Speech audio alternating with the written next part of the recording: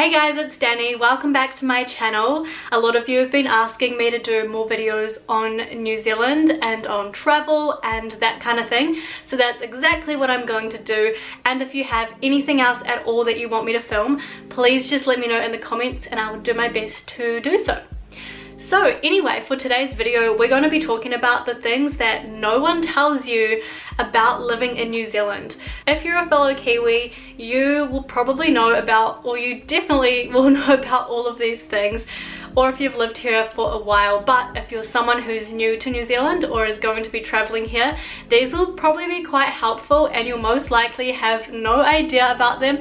So I thought this video may be useful for some of you. And I'd also love to know from your home country. First off, tell me where you live, and then tell me what is something about your own country that no one really knows until you live there yourself. I just find it really interesting to learn about other countries and their funny little quirks and cultures, so let me know.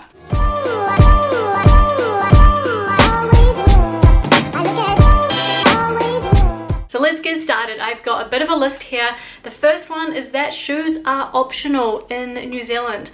So no, that doesn't mean no one owns a pair of shoes and everyone goes around barefoot. For the most part, people do wear shoes, but especially in the summer, just outside and places like the supermarket, the dairy, that kind of thing, you will often see people not wearing shoes, and honestly no one bats an eyelid. That's just a typical day-to-day life here. So yeah, in New Zealand, shoes are optional. They're not optional at restaurants and work and more formal places.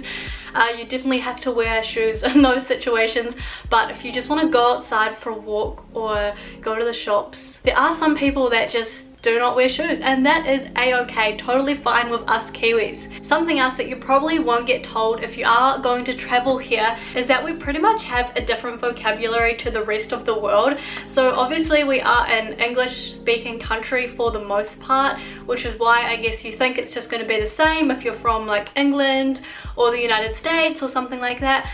But actually we have so many slang words that we use in day-to-day life that foreigners have no idea what we're saying, what we're talking about. I've actually done a whole video about how to understand New Zealand slang, so I'll leave that linked in the description if you want to check that one out. Just in case you're a little confused by what we say, for example, togs are bikinis or a swimsuit, and we like to go down to the dairy in the summer and that kind of thing to get an ice cream, and a dairy is just a corner store. Flip-flops are called jandals here, and a cooler or an esky is a chili bin. We have so many words that we use, so I'd definitely recommend checking out my other video if you want to learn more about that. Something else that you may not be told is that honestly some place names are very difficult to pronounce here. Exhibit A, this one.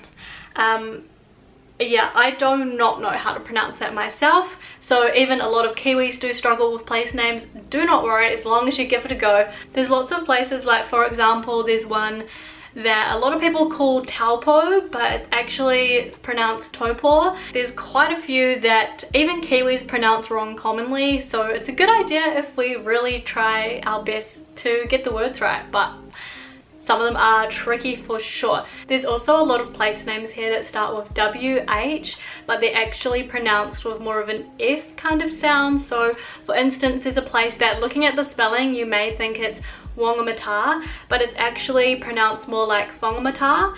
So yeah, there's a lot that can catch you out, but it's also pretty fun learning all of our Māori place names in New Zealand. The next one you may not know about is that New Zealand honestly has the best coffee. I may be a little bit biased here because obviously this is my country, but yeah, I'm not like the hugest coffee fan, but I can definitely appreciate a good coffee, and I think New Zealand does a very good job at that. A lot of foreigners tell us that New Zealand has the best coffee in the world that they've ever tasted.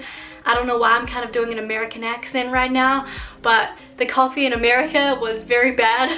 So yeah, we're known for good coffee. Another thing is that in New Zealand, tips are not necessary. So I know this is a custom that is in so many countries around the world that's super normal, but here you never tip people. You definitely don't tip when you go out to restaurants. If you leave your money on the table after you've gone, they'll probably think you accidentally left it behind, okay? So Tipping is not necessary, so don't feel bad about it because we get paid a pretty decent minimum wage here, so that's why they don't really do the tipping kind of situation. But the other thing that I do actually wish we did do here is that they usually don't bring your bill over to your table. So often, I mean, after living in LA then coming back here, I've been sitting at restaurants like, are they gonna bring the bill over?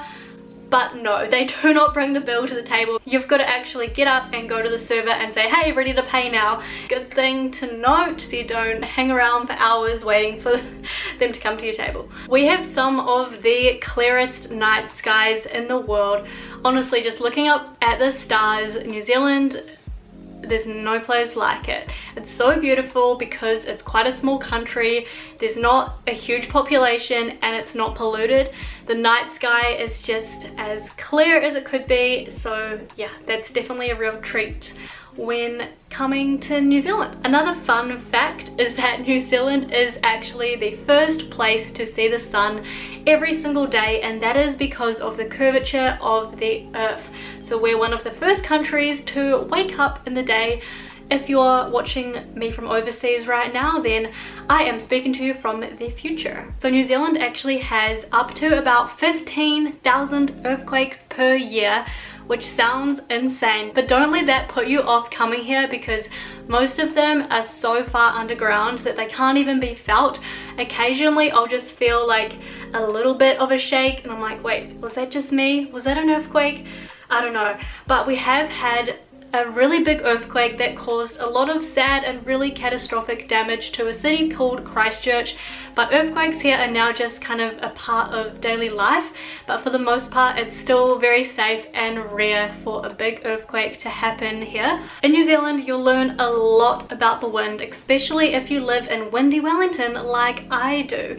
The wind can get pretty nuts here. Not only does the wind direction matter, but you can actually tell which way it's coming up from. For instance, if it's a southerly, then it's coming from the south. That means it's coming up straight from Antarctica, and you'll know if it's a southerly because it will be bloody freezing. This next thing you may not know is pretty hilarious, I'm not gonna lie. The more sheep than people ratio here is not a lie. New Zealand has about 7 sheep to every 1 person living here, and if that wasn't enough for you, only about 5% of New Zealand's population are people. The other 95%, they're all animals.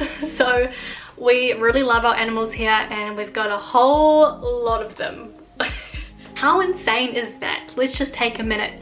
5% of this country are people, the other 95% are animals. Something else you may not know is that we are pretty into our sport, but we like to keep it simple. The only 3 sports you really hear people talking about is rugby. We are the world's biggest rugby fans. Our team is called the All Blacks. If you haven't watched a haka before, I suggest looking that up on YouTube because it's pretty freaking awesome.